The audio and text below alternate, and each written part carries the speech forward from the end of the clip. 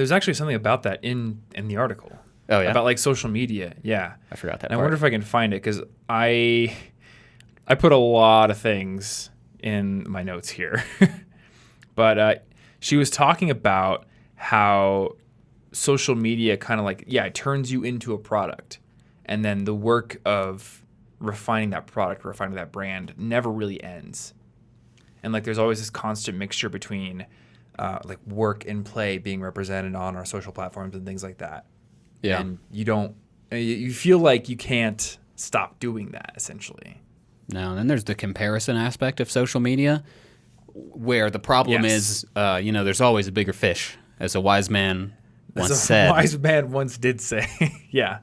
Here it is. Yeah, because she had a whole section on social media. And I kind of want to break down like all of the sort of top level categories that she sort of touched on as to why we feel burnout. And I think social media is definitely one of them. And she said that we all know that what we see on Facebook or Instagram isn't real, but that doesn't mean that we don't judge ourselves against it.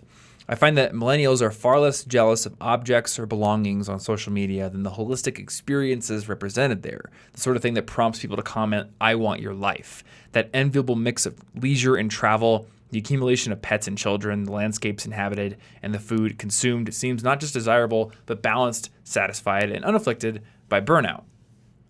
Yeah, because Which we're not like posting a lot of things where like, oh, everything, I'm so burned out, unless part of your brand is that you just complain. Exactly, yeah. And like the ironic thing is, I don't know, that person like went and experienced that, and in the back of their head, they were just like, I'm going to put this on Instagram later. And then they're, I don't know, losing sleep of at night, posting about it, photoshopping the picture, making sure it has the perfect filter. It's like almost like you're trying to interpret your life to yourself.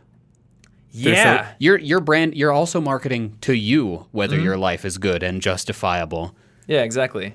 She also said branding is a fitting word for this work, as it underlies what the millennial self becomes, a product.